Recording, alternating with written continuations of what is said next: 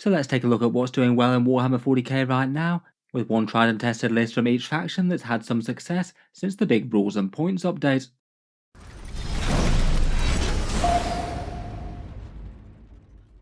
Hello and welcome back to Auspex Tactics, where today we're talking army lists, and in this video I thought we'd take a run through each and every faction in Warhammer 40k and see what people have been running to some good success at big tournaments and events since the big points update from the balanced data slate.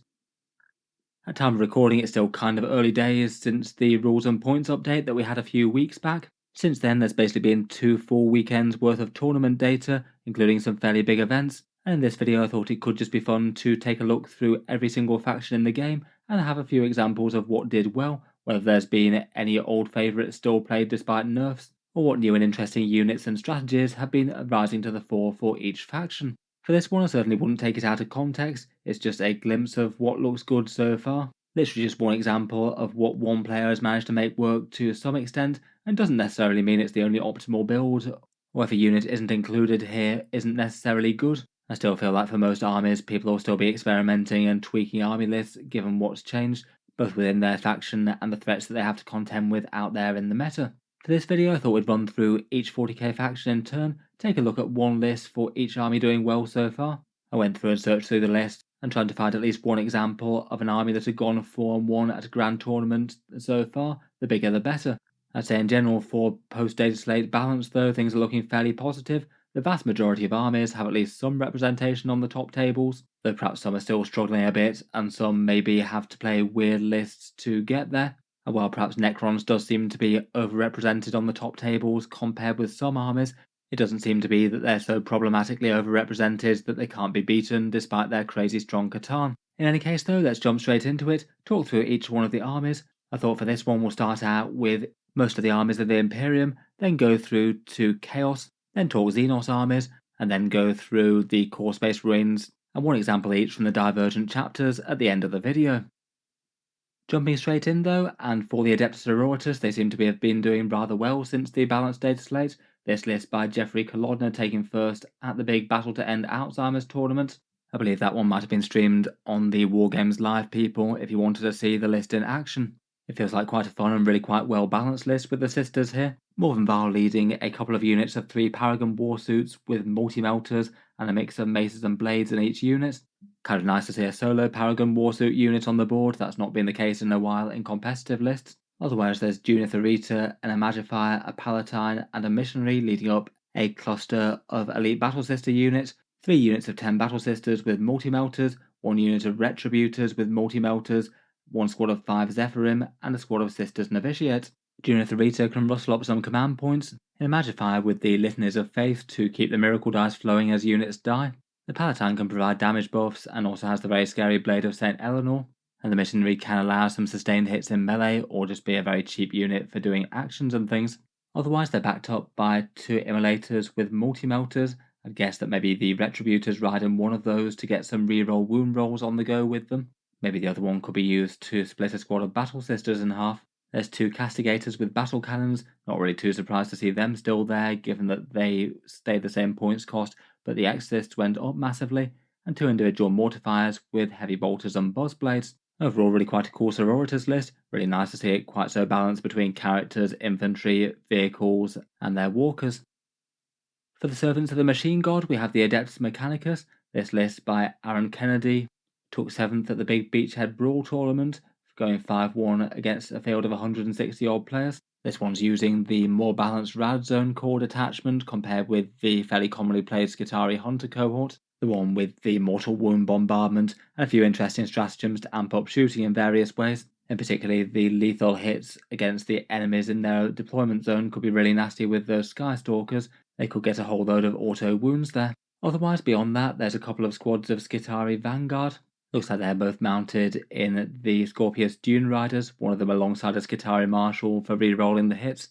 I guess the other one might be disembarking kind of soon to lend some re-rolls to the Cataphron Breacher unit, a big unit of 6 of them with the heavy arc rifles and the hydraulic claws, always good damage dealers. Otherwise there's a pair of Tech Priest Manipuluses, one of them with the Autoclavic Denunciation, which is basically the new Omni Sterilizer, and one of them with the Peerless Eradicator. He seems quite likely to be functioning as a shooting boost to the Cataphron Breacher unit. Then beyond that though, the list is absolutely dominated by Chicken Walkers. This does seem to be trying to live up to the meme of putting as many Iron Strider engines on the table as possible. There's 3 units of 3 Iron Striders with las cannons, and then 3 units of Sidonian Dragoons with Taser Lancers. Just very tough units in defense for how little points they cost and can take up a good space on the table. And both their damage outputs aren't awful as well, with a bunch of twin-linked las cannon shots and enough mid-strength melee to threaten most normal-sized units. There'd just be a whole load of vehicle wounds on the table that a lot of units would have struggled to deal with efficiently. Finally, there's a Calidus Assassin for jumping around the board doing lone operative things and scoring secondaries. In any case, good job doing well with Adeptus Mechanicus. I can't help but think, though, that a lot of people looking at the list would just not ever consider going anywhere near getting that many Iron Striders or Dragoons together on the table. It doesn't exactly feel like the way that Adeptus Mechanicus players would want to play the army. Next up, we've got the forces of the Imperial Guard, and despite seeming to have a consistently low win rate despite the balance updates, someone still managed to win really quite a big event with them. Martin Cooper took first at that Beachhead Brawl tournament, going 6-0 against a field of a lot of players. The list has the fairly expected core of Lord Solar Leontus with a platoon command squad in an infantry unit. I'd guess likely the death core of Krieg here. They can be used to broadcast his godly orders around the table, ordering things like tank commanders and the Rogel Dawn battle tank. And the platoon command squad also has Grand Strategists to give you another more standard regiment order that could be useful for the Medusa carriages perhaps. They can sit safe maybe on a home field objective and farm some command points. Then there's Gaunt's Ghost to jump around the table doing secondary objectives, and they're joined by a Calidus Assassin for that role. Ursula Kree looks like she's joining a unit of 10 Kazakin with melter guns, plasma guns, a melter mine and a marksman rifle. She can allow the units to stack a whole bunch of orders and make them immensely dangerous, plus also potentially hit something with fields of fire for free to increase AP. For screening and taking objectives on the front line, there's no less than 4 units of Kastan Jungle Fighters, or with Flamers. They can scout forward to put some objective control in the midfield, and they'd be joined by 3 units of 3 Bulgrin. Just very big tanky stats for the cost, armed with their mauls and their invulnerable save brute shields. Then finally, for the core damage dealing of the list, there's a tank commander with Demolisher las cannon and multi-melters. He can be ordered by Lord Solar, and he can threaten the big scary shooting death when he goes down. A big Rogel Dawn battle tank with oppressor and pulverizer cannon, again just loads of damage there and an efficient unit to order. And finally 3 Medusa carriages, giving you some fairly scary indirect fire support, perhaps the best actual damage dealing fire support now the Manticore got nerfed. Lots of scary strength 10 damage 3 combined with orders. Overall looks like pretty strong stuff, a couple of threatening tanks, some very powerful artillery, and then a whole load of strong bodies to hold the line and take those objectives while the damage dealers get to work. Really cool to see Guard doing well, even if as before the Dataslate it doesn't look like the average player's been having too much success with them. One of the armies that did get significant boosts in the Dataslate are the Imperial Knights. They had their faction rule boosted a bit by improving the rerolls on Lalo the Tyrants, and a whole bunch of points cuts, including notably to the Knight Castellan, which seems to have been used to good effect by Paul MacArthur here, taking the Knights to 11th at the Battle to End Alzheimer's, going 5-1 against a big event of over 100 players. This one's pretty entirely different to most competitive Imperial Knights lists I've seen before now, really not pulling any punches and going for 3 big bad gun turrets in the Dominus Knight Castellans, so 3 scary Volcano Lancers to have those upgunned rerolls trigger with, plus a whole bunch of other weapon systems. 2 of them take the extra Siegebreaker Cannon, and 1 takes the Mysterious Guardian trait to be able to fade away and reappear wherever you need him most, plus an extra missile launcher. They're backed up by a couple of Armiger Warglaves to be a little bit more expendable and do some screening. They have Stubbers, and they'll quite like the boosted rerolls as well. And then for a little bit of objective securing, there's the Calidus Assassin, again jumping around the board and messing with enemy command points. Overall certainly looks like a very intimidating army to fight. That's a massive amount of toughness 13, 2+ save wounds on the board, and enough big scary guns to lightly beat down any enemy armoured threats they might run into. They might struggle a little bit more against hordes as they just don't have that much horde clearance. Does look really quite terrifying though, and obviously looks like it was played to good effect here with all those wins. Next up, the Adeptus Custodes do seem to be in a rather good spot, taking lots of higher placings in events recently. This list by Nicholas Frericks was used to take second at the Castle GT Alpine Cup, going undefeated 6-0 in another very big event of 156 players. This one doesn't have any fancy Caladius tanks or anything like that and just focuses on putting loads of golden bodies on the table. It's headed up by Trajan Valoris with his moment shackle shenanigans, a regular shield captain on foot with a Guardian Spear using Inspirational Exemplar, and an extra fighting blade champion with +2 attacks due to the Veiled Blaze. Led into battle by some combination of them, there's 3 big units of Custodian Guard with the Guardian Spears, nice with the double shooting and the damage rerolls on objectives. 3 units of Allarus Custodians, 1 of 3 and 2 of 2. They can be quite nice for objective scoring and disruption, teleporting around the table. They do have quite nice damage boosts against the toughest stuff around as well. There's a unit of Wardens with Guardian Spears for the extra tankiness, might be a particularly nice one with Trajan Valoris. And to support for objective things, there's 1 unit of Prosecutors, 1 unit of Witch Seekers, a Kalatas Assassin really seeming like a staple in the vast majority of these Imperial lists, and Kyria Draxus, who pairs extra well with Custodian Guard, having an interesting special rule and her own shooting getting amplified greatly by the opportunities that they give. With the points cuts, it really does look like Custodians are back on form and being the enormous stat check that they probably should be. For the Imperial Brothers in Silver, we have the Grey Knights. This list was run by an Ed Watts, who used it to go 4-1 at the Northampton Super Major of over 100 players. Despite the points increase, the list is still headed up by 3 librarians, one taking the Sigil of Exigence for jumping around the board, one Inescapable Wrath for early deep strike. They're leading 3 Brotherhood Terminator units with a standard banner and apothecary, plus an incinerator each in the unit, and then the rest of the list perhaps goes slightly unusually heavy on the strike squad bodies, a 10-man and a 5-man strike squad with their rather nice objective securing rule, some dedicated infantry killing firepower with a couple of purgation squads with incinerators, 2 units of interceptors with incinerators, and then a rhino as a dedicated transport. I guess maybe for the big strike squad perhaps. Could be nice enough to have them charge out of there. Looks like no love for the Dread Knights in this particular list, though I have seen a couple of lists playing with some. It'll be interesting to see if they actually wind up being a bit more played competitively with their much better damage than they had before. It would be nice to see them return as some of the heavy hitters for the faction. As mentioned, we'll cover the more standard Space Marine lists at the end. I thought we'd go into Chaos next. And it does seem that the Chaos Space Marines aren't entirely dead, given that they won the enormous Castle GT Alpine Cup. This list by Jakob Janser, overwhelming the competition with quite a few returning staples, but also a few new interesting things as well. Kind of interesting to see how Chaos Space Marines have adapted to the multiple nerfs they received. Despite the points increases, the core of the force still seems to be a couple of Chaos Lords with Demon Hammers in Rhinos alongside their chosen friends. The Rhino now being undivided though due to the transport restriction. Beyond that, there's Harken Worldclaimer leading a very big squad of Raptors, which is kind of fun to see. He gives them some fairly meaty mortal wound impact hits, plus some battle shock shenanigans, and they're running undivided for that potentially fairly scary reroll wound stratagem.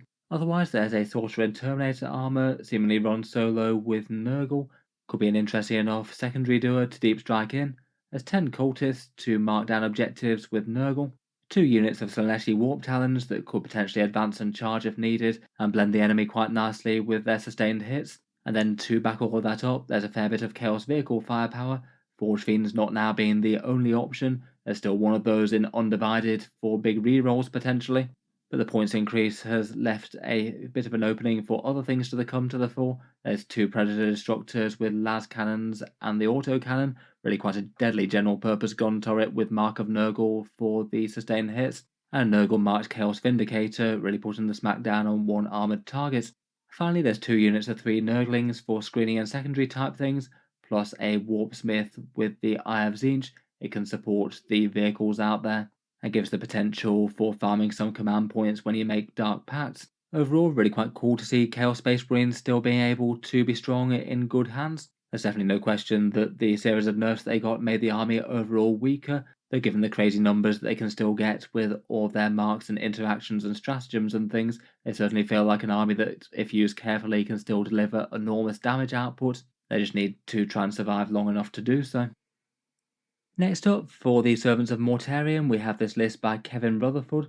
Used it to take first at Kingston Nexus GT, a medium-sized one of 30 players. Again, I feel like this one's kind of fun and pretty varied, with a whole bunch of units on the table. Mortarion leads the list, alongside the near auto-include Typhus at 80 points. I guess Typhus might be joining the big unit of 20 Poxwalkers for a big horde unit that can also belt out a bunch of mortal wounds. Otherwise, there's a Lord of Virulence that I'd guess probably runs with the Death Shroud Terminators. Kind of interesting to see him here without any Plague Burst Crawlers, though, I must admit. Then there's 2 units of Plague Marines, each of them led by a Biologist Putrefier. They take Blight Launchers, Melter Guns, a Plasma Gun, and 5 heavy Plague Weapons. It looks like one's delivered by a Rhino, and potentially the other one maybe by the Lamb Raider. I guess it would either be them or the Death Shroud in there, and if the Death Shroud have one of their characters attached, then they wouldn't fit. The big unit of 6 Death Shroud, I guess, would go with the Lord of Virulence and maybe Rapid Ingress or Deep Strike potentially. Really quite scary melee wherever they come from, though. For objective things, there's 2 units of Cultists with firearms, and 3 units of 3 Nurglings for screening and secondary type things, plus there's also a couple of Bloat Drones here with Flesh Mowers, nice and cheap at 90 points here, just general purpose fast melee units that can spread the contagions nicely. Overall a pretty cool list with a lot of different strong elements altogether. Fun to see a Death Guard Land Raider on the table. I do quite like the idea of Typhus with Poxwalkers, just feels like a unit you can't go too far wrong with, a big tough unit to just march up onto objectives, dishing out a bunch of mortal wounds if you don't deal with them. Next up, there's the World Eaters, again a faction that just really don't seem to be doing all that well since the balanced data slate. This list by Jack Harpster taking first at Grand Onslaught 7 GT, going 5-0 against a field of 56 players. World Eaters felt like an army that perhaps got unnecessary nerfs in the last balanced data slate. They were doing fairly well, but I feel like they only needed a very light touch and instead got most of their good stuff hit in one way or another. It does seem that in this list at least, the Master of Executions with the Berserker Glaive hasn't survived the update. There's Angron and Lord Invocatus leading here, Angron doing his normal Wrecking Ball of Rage, Lord Invocatus allowing some 8-bound to scout forward, and there's no Juggernaut Lord or anything with the favour of Khorne, so Angron isn't quite as likely to resurrect as some other lists. Running with Lord Invocatus and scouting into the mid-board, there's 3 units of Exalted 8-bound plus a regular 8-bound unit, dangerous units that can break whatever they catch, but also fairly fragile for the points cost now. 1 unit of 10 Jackals, which would be nice to hold down a home field objective. 2 Nuisance Spawn that could be alright for placeholders, screening or secondary objectives. And perhaps most interestingly of all, there's a big nasty Khorne Lord of Skulls at its new lower points cost. A massive intimidating stat line that's going to absorb a whole load of fire. Most armies will all be really struggling to put down this guy alongside Angron. Kind of a shame not to see Khorne Berserkers on the table here at all. I guess the characters they wanted to run alongside are gone, but I still feel like they're an okay unit in themselves. In any case, cool to see that World Eaters can certainly still win if run by a good player. It does look like a list where you'd have to squeeze all the advantage out of those scary 8-bound before they get shot down though. They're not really all that tough for the cost. For the Scions of Magnus, there's the Thousand Sons. I sort of couldn't really resist talking about this one that won a smaller tournament called the Kairos Dynasty GT by Ryan Carra. It just seems kind of appropriate that Zenith should smile on these guys here. Leading the list is Magnus the Red, Ahriman, an Exalted Sorcerer with Lord of Forbidden Law, and the Terminator Sorcerer with the Umbralific Crystal for some teleportation across the board. Quite a lot of Thousand Sons lists have been spamming nothing but Rubik Marines for a while, so it is kind of cool to see Scarab Occult Terminators on the board here. They certainly can still spit out a serious amount of damage, particularly if buffed by some layer stratagems and Kabbalistic rituals. Otherwise, for the Rubric ranks, they'll be joining the Infernal Master and the Exalted Sorcerer. The Infernal Master maybe with the big unit of 10 Warp Flamers perhaps, a serious amount of magical firepower there, and there's 3 units of 5 Rubrics. They all take the Soul Reaper cannon, 2 of the squads have Warp Flamers, 1 has Bolters, and then there's a Mutalith Vortex Beast for some nice central damage dealing, and a unit of Zangor Enlighten with the bows for cheap skirmishers and secondary things. I guess maybe not so very different. I'm sure there's plenty of Thousand Sons lists still spamming the rubrics. They didn't really have the most changes in the data slate other than slightly diminished access to their Zenith lone operatives.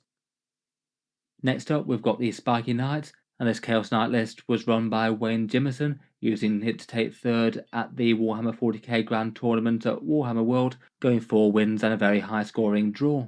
I'm still kind of wondering if anyone's going to manage to make the Big Knights work at an event sometime, though I've not seen one yet. Again, this one's going very heavy on the Wardog spam, a Wardog Stalker to lead the army list, 5 Wardog Brigands with the Havoc Launchers, 1 Wardog Huntsman with the Chain Talon and the Demon Breath Spear and Melter Gun, and then 6 Wardog Carnivores. Again, no enormous surprise to see their datasheet doing well still with its very low cost of 140 points and massive melee stats, all of those also taking Havoc Launchers as well for quite a lot of indirect in total. Overall, still looking like pretty scary stuff there. A big fast-moving stat check of an army with some massive damage, lots of good anti-tank both at range and in melee. Finally for Chaos, we have the Pantheon of the Gods themselves with the Chaos Demons, loads of points cuts in the balanced data slate, so I was kind of interested to see what people might make of them. This list I saw by Rick Abrams was used to take second at the Kingston Nexus GT, a smallish grand tournament of 30 players. This list is going fairly heavy on the Greater Demons, Bellicor to shroud the army from enemy shooting turn 1, plus his useful Shadow in the Warp bubble, a great unclean one with Bile Sword and the Endless Gift boosted Feel No Pain, not really too surprised to see him here at the low points cost that he is, a Lord of Change with the Everstave Rod of Sorcery for some nice warp fire shooting, Scarbrand for the massive melee that he can bring, and a couple of lone operatives in the Changeling and the Mask of Slanesh. Beyond that, there's a bunch of objective support and screening and 3 units of 3 Nurglings. These guys still seem to be absolutely ubiquitous in most lists that can take them, even though the points got raised to 40, a unit of the cheaper 10 Plague Bearers to hold down objectives, a Beast of Nurgle, and 6 Flamers of Tzeentch for some nice overwatch and shooting. And then for a bit of fire support, there's one allied Wardog Brigand with a Havoc Launcher. Again, a kind of nice varied list there with lots of datasheet options. Will be interesting to see what else people make of the Chaos Demons in weeks to come. It does feel like quite a lot of their units got significantly more interesting with the points changes.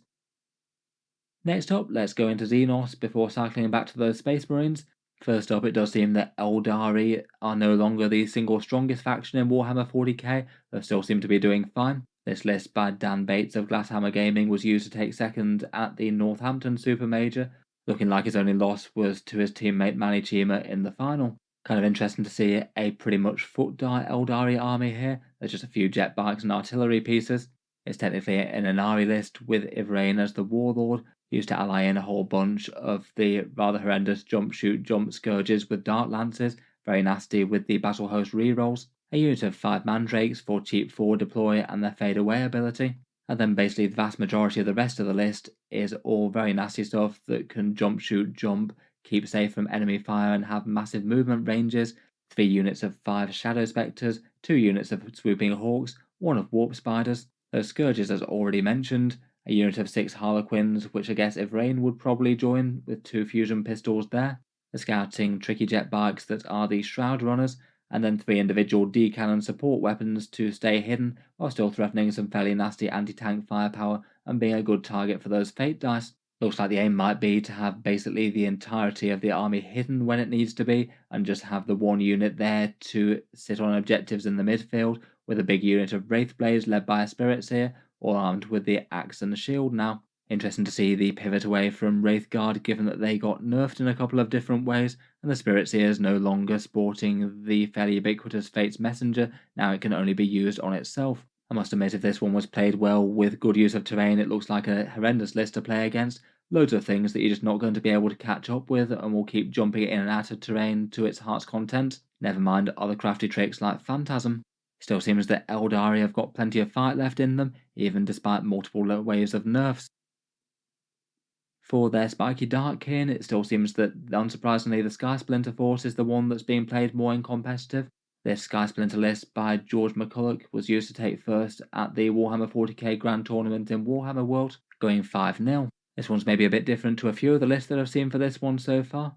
In the list is an Archon with Sadistic Fulcrum for boosting multiple units damage output with pain tokens. Maybe it could be his own unit plus the Tantalus perhaps. A Beastmaster squad with Spiteful Raider. That's the one to gain an additional pain token if they wipe something on an objective, and then Lilith Hesprax leading a massive unit of witches. They seem like they'd be a good choice to start in a raider and then use that great big move and then disembark and charge stratagem to get a very, very long charge off against something that can't take that kind of damage. Otherwise, looks like there's a quarter of the Archon to accompany the Archon himself, 10 Cabalite Warriors for a raider, 2 units of 5 racks for some small units, maybe starting in the Venoms perhaps, 2 units of the much cheaper Grotesques with Liquefire guns, 2 units of Mandrakes for their forward deploy and redeployment tricks, 2 units of Scourgers with the Dark Lances, always good with jump shoot jump heavy anti-tank, and then there's a Kronos Parasite engine to farm some pain tokens, a single Ravager with Dark Lances, and of course that big bad Forge World Tantalus The very large Vader variant that's got a lot more transport capacity could be an interesting one to have the grotesques in, or I suppose you could have a fair bit of firepower out of it if it was empowered plus using the firing deck rule. In any case, fun to see another take on this one. Does really seem to have put Drukhari back as a more competitive faction, doing well at events again. Next up for the Necrons, we have another Hypergripped force.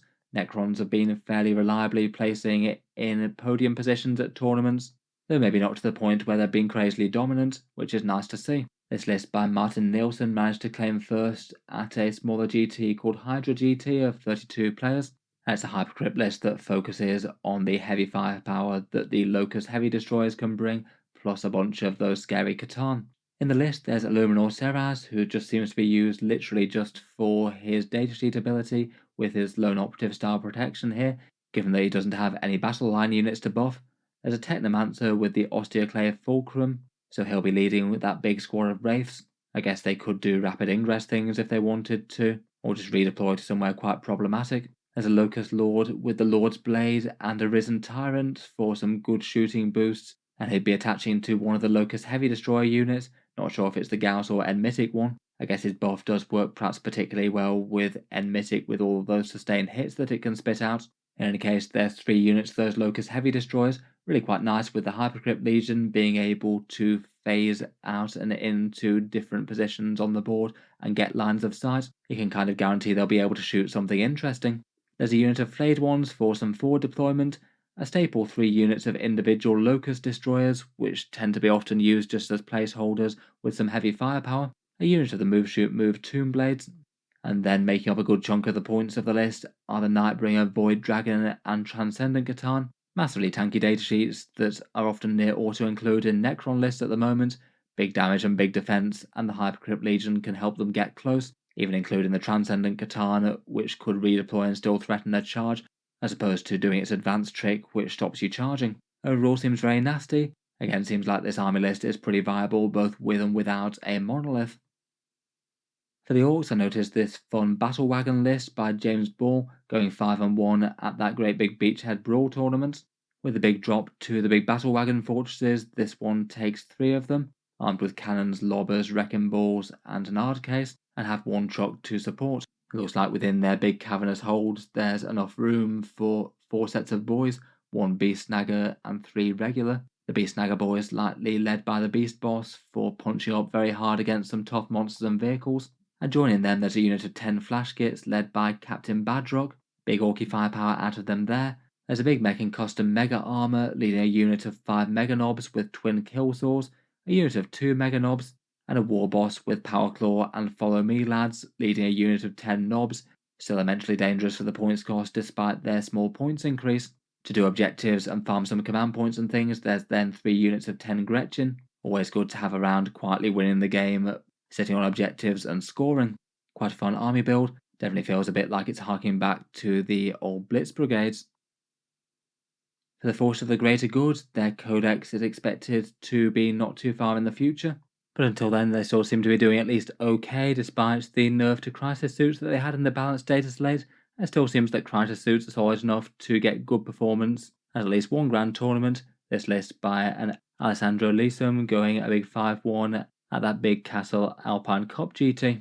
The core of the list seems to be in 2 big Crisis Suits, one with a Cold Star battle suit with Exemplar of Cao Yon. I'd guess that one's probably leading the bigger block with 12 fusion blasters in it, the extra movement being kind of handy to get them within range. Kind of fun to see something other than cyclic ion blasters taken for a change.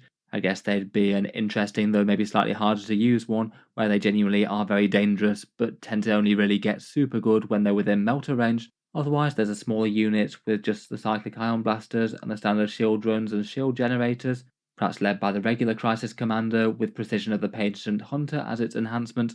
Otherwise, there's the cheap lone operative who's quite tough, who is Ornvar, 3 Cadra Fireblades leading 3 squads of Breachers, only one of which has a Devilfish, so the other 2 are being sort of counterbunch foot sloggers.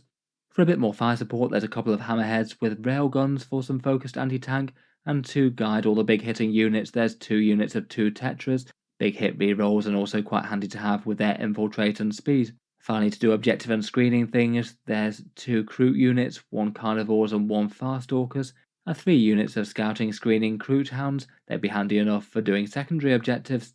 Overall, seems like Crisis Suits being a focal unit for the army certainly isn't over. The only loss that this list had was round 1 to Chaos Knights, an interesting list rocking a Lancer. For the forces of the Hive Mind, we have the Tyranids. This one was run by John Lennon of the Art of War team, and used the army list to come second at Grand Onslaught GT, going 5-0 against a field of 57 players. Pretty cool to see a couple of slightly different data sheets from the standard picks from before, given all the points updates that Tyranids had. This one's an invasion fleet list, so the one with the 5+ feel no pain, this would be quite nice to have the Hive Tyrant hand out, plus the damage boosts against either infantry or vehicles. Leading the list is Old One Eye with a couple of Carnifexes. Interestingly, they're not going for melee and are instead taking racks of Death Spitters. Old One Eye does allow them to reroll hits at range as well as in melee. There's a Neura Tyrant for the boosted Shadow in the Warp and being quite a nice unit to hold down home objectives with big Overwatch.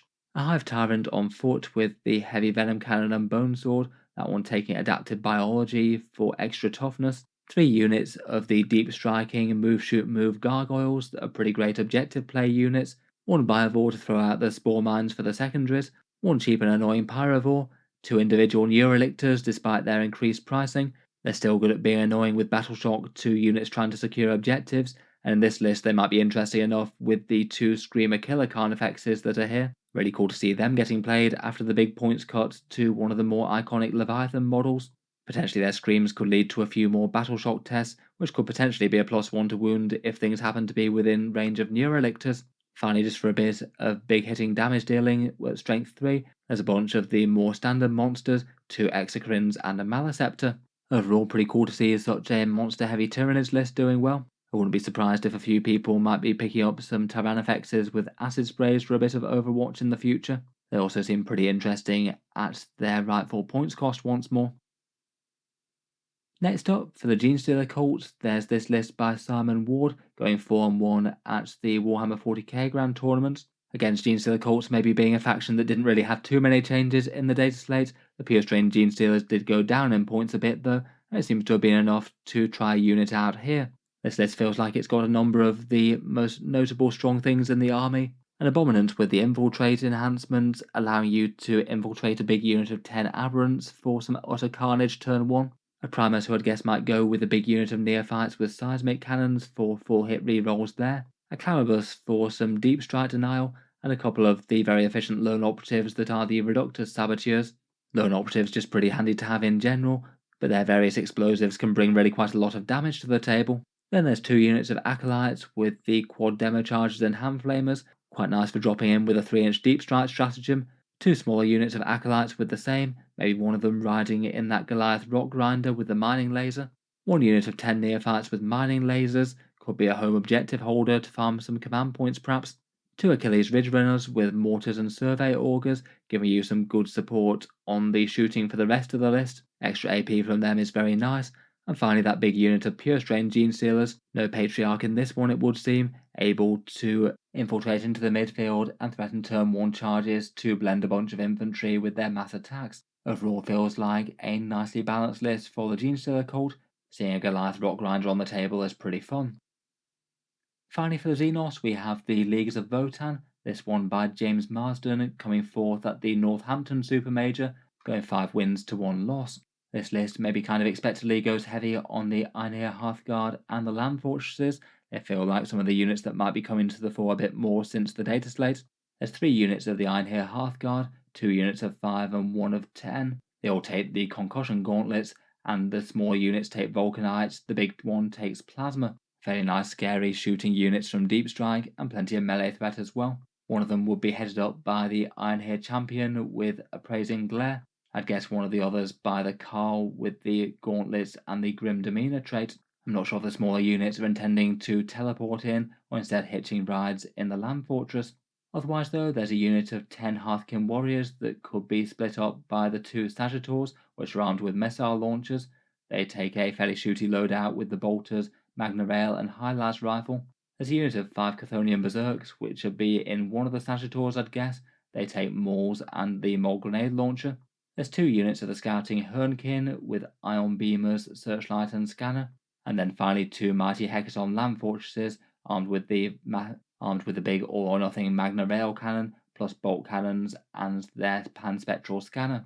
Finally, the only one not mentioned was the Grimnir with the Wayfarer's Grace. Not entirely sure what the plan is for him. I guess he could join the Hearthkin or go ranging off on his own somehow. In any case, seems like a fairly balanced list for the leagues. As mentioned, maybe not too surprised to see the Hecaton Land Fortress and Einherjar Hearthguard being the focal units. Finally, let's take a look at how the Space Marines are getting on. Generally, I felt they didn't really come off too well in the balanced data slate, some of their most competitive units getting slightly nerfed in one way or another, and perhaps as expected it does look like their win rates have slipped a little bit, though the Black Templars seem to be overall the most outstanding by a good way, despite the nerfs that they got as well. Starting out for a generic Space Marine example, here is a latest version of the Ultramarines Vanguard Spearhead list that's very commonly played. This one was used by Javier Barrera to come first at the Guild GT, a mid-sized one of 52 players, going undefeated with 5 wins. This one doesn't seem too far from the WTC well-performing one, still taking the majority of the same units despite its points increases. The biggest difference seems to be that there's no company heroes in this one. It looks like there's an apothecary biologist with the blade driven deep attached to an eradicator unit. I'd guess that Calgar's potentially going with that one as well. Kind of interesting in still putting a very scary threat in the midfield, but a whole load of high-power anti-tank shots as opposed to close combat aggressors. Otherwise, there's Uriel Ventris, I'd guess joining the company heroes, and then giving his deep strike special rule to the Devastator Centurion unit, that one being able to jump on and off the board with a stratagem from the Vanguard Spearhead. There's then also a smaller unit of Eradicators, a set of 3 of them, still loads of Inceptors, 2 massive units of 6 with Plasma for close range drops and pinpoint strikes, and then 1 smaller unit of 3 for Bolters, which could be a bit more useful for secondaries. 2 units of now the slightly more expensive Scouts, these ones having Shotgun, Sniper and Heavy Bolter, and then a little bit of Imperial Agent support, a Calidus Assassin, and then a cheap squad of 4 Inquisitorial Henchmen to either hold objectives or do actions and things. Overall, still seems to be solid despite getting nerfs to quite a lot of its key units. Interesting to see the aggressors swapped out for Eradicators, if that is indeed what's happening. For the Blood Angels, I'd argue they're an army that needs a bit more help for their unique units, but it didn't stop a Stefan Fenny using this to take 3rd at that Castle Alpenkop GT. This one with a Gladius task force and going 5 wins and 1 draw. Leading the list is the Mighty Sanguinor, being able to jump in and intercept an enemy unit that just charged you in the fight phase. The Martyrs is here, giving his -1 damage, and also big melee buff to the big unit of Death Company with jump packs.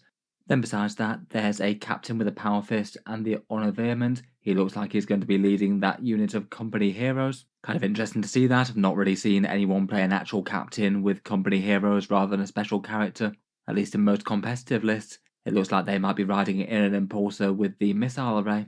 Otherwise, as it's the Gladius, there's the Fire Discipline combo with the Apothecary Biologist. That's all on 1 big unit of 6 aggressors with the Boltstorm Gauntlets, and they're riding to battle in the ever-faithful Land Raider Redeemer with its enormous Overwatch Flamestorm cannons.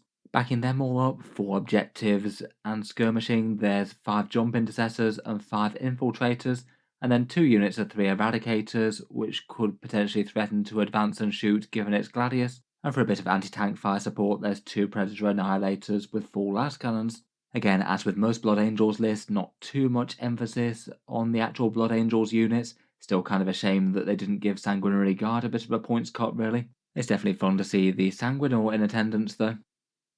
The Black Templars have generally been at least fairly successful in the last few weeks since the data slate. They only had a couple of character nerfs to Grimaldus and Helbrecht, plus the Firstborn Crusader squads going up a bit, and still look like they're remaining as one of the strongest ways to play Space Marines, perhaps particularly with the cheap multi-melters bolted on top of efficient tanks. This list is by Tyler Principio, who used it to take 4th at the Battle to End Alzheimer's, going 5-1 against a field of 109 players. And this one is using the Black Templars themed attachment Righteous Crusaders, definitely long shown to be pretty competitive with the rest of the Codex detachments. Despite the fairly big points increases, High Marshal for Helbrecht and Grimaldus both make an appearance here. It looks like the High Marshal might well be paired with a Lieutenant, and I guess they're probably joining the massive Sword Brethren unit for just one absolutely god tier damage punch jumping out of the Land Raider Redeemer With such a unit, there's basically nothing in 40k they couldn't threaten to kill in one round of combat. Even Hellbrets with just 5 Sword Brethren would threaten to kill most normal things, let alone 10. Then there's Chaplain Grimaldus, who I'd guess is giving his 5+ Feel No Pain to the big 20-man Primaris Crusader squad, put 4 Power Fists in there and a lot of objective control on objectives. The one that's paired with Hellbrett takes the Tannhauser's Bones for the 5+ Feel No Pain. Otherwise, there's 2 scout squads and a unit of infiltrators for good objective presence, a lieutenant with a combi weapon for a cheap lone operative, the Kala's assassin for jumping around the board things, 2 gladiator lancers with their attached multi-melters for some seriously fearsome anti-tank, and then interestingly enough both a lone drop pod and a lone blade guard ancient, the blade guard ancient not attaching to anything as he can't. I'd guess that both of those are probably just dropping to do nuisance things and score objectives and points, potentially together, just literally to put annoying units in places that could cause problems for the opponent. Overall though, it still seems that the core of the Black Templars force is intact, Sword Brethren and Crusader squads with Hellbrett and Grimaldus still doing great at grand tournaments, and Gladiator Lancers with multi-melters certainly haven't got any less scary. For the Space Wolves, their Stormlance task force has still been doing work. This one's by Alexander England, using it to go 4-1 at the Brighton GT, a 27-player slightly smaller one. This one's building around 2 enormous units of Thunderwolves with their Storm Shields, each one led by Wolf Lord or Harold Deathwolf, and then backed up by the Wolfguard battle leaders on Thunderwolves with Thunderhammers and Storm Shields themselves. Both of those just being fantastically brutal melee units with a lot of good support options, things like the -1 to hit and wound at range, reactive moves, +1 to advance and charge, and an absolutely enormous potential threat range. Otherwise, for unique Space Wolf stuff, there's 2 units of Wolfen with the hammers and shields here.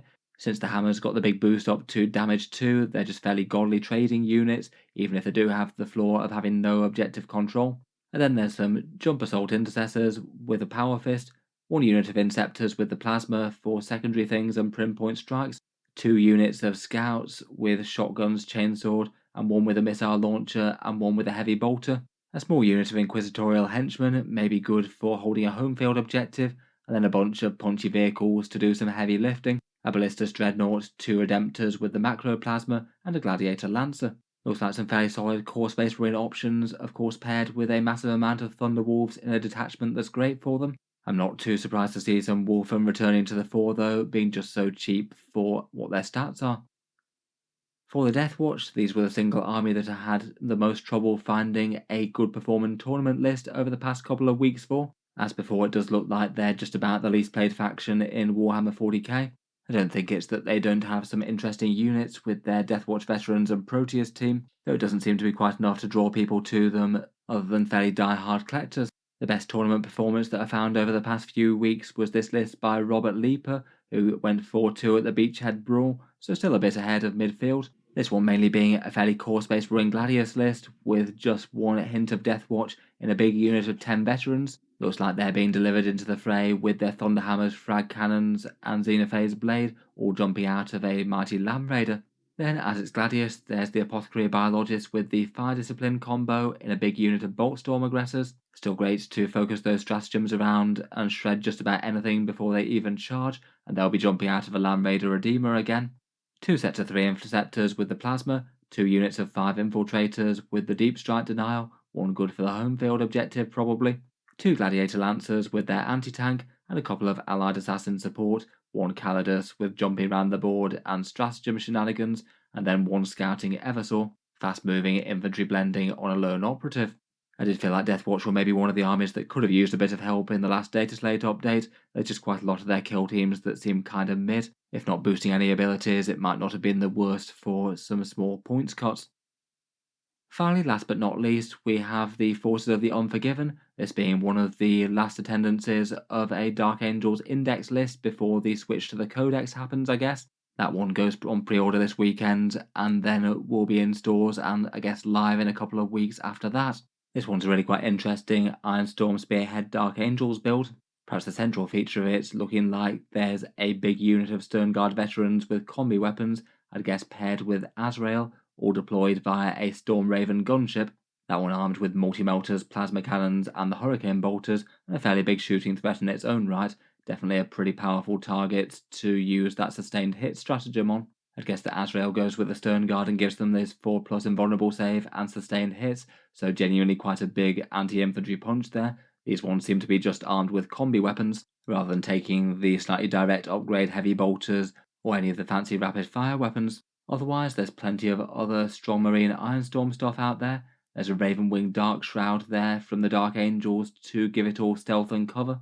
And then there's 2 Gladiator Lancers for the big hitting anti-tank, 2 Adepta Dreadnoughts with Macroplasma and the Gatling Cannon, and a Stormspeeder Thunderstrike to give you +1 to wound against vehicles, being quite a big boost to the Storm Raven and the Redemptors, I guess. To boost those vehicles, there's a Combi Weapon Lieutenant with Master of Machine War for the Advance and Shoot and Fallback and Shoot, and then 2 Tech Marines with the good upgrades they can get, the Target Augury Web and Adept of the Omnissiah. The 2 fairly standout good buffing rules for the lethal hits, and also the cancel a failed save and turn it to 0 each turn, really big force multipliers in the middle of a vehicle army. Then finally, to round out the list, there's 5 infiltrators, again I guess probably for the home field to lock down deep strike there, and a unit of scouts with bolters, cheap screening and bodies in the midfield. Overall, really quite a cool and mad list here. Does look like a few people were getting in on that same Dark Angels build in this tournament, which is interesting. I think it's certainly fun to see a Storm Raven in action, and definitely interesting to see the Stern Guard being used now they're down to 90 points per 5. Azrael does seem to pair particularly well with them, as he does with most units to be fair. Sustained hits and invulnerable save definitely take them to the next level, never mind his command point farming things. In any case, that just about brings us to the end of it. It's been interesting to just take a glimpse at what good players are using to pull in results with each faction in the game. As always, I look forward to any corrections or tips about the army list down in the comments below. Obviously, it wasn't myself who wrote or played at any of these, so as always, any other insights I've missed are massively appreciated. If you've enjoyed the video, then feel free to subscribe to Auspex Tactics. I'll certainly keep the regular 40k videos coming. I do like to check in on how the factions in the game are doing from time to time. Might be interesting to take a further look at some tournament statistics and see who's doing well in the early balanced Dataslate meta later in the week. Finally, if you've enjoyed the video and you'd like to see more like this, any support on the channel's Patreon page is massively appreciated if you felt like it. It is the main thing that allows me to keep on making really big video projects like this, so if you are enjoying a lot, feel free to check it out down in the video description. Channel patrons do get a few advantages, seeing certain videos early, regular votes to see what sort of things come next on the channel, and automatic entry into the regular prize giveaways with a chance to win some big model kits each month. If any of that sounds good to you or you'd just like to help support, the link is down in the video description. In any case, a massive thank you for listening, and I'll hope to see you guys next time.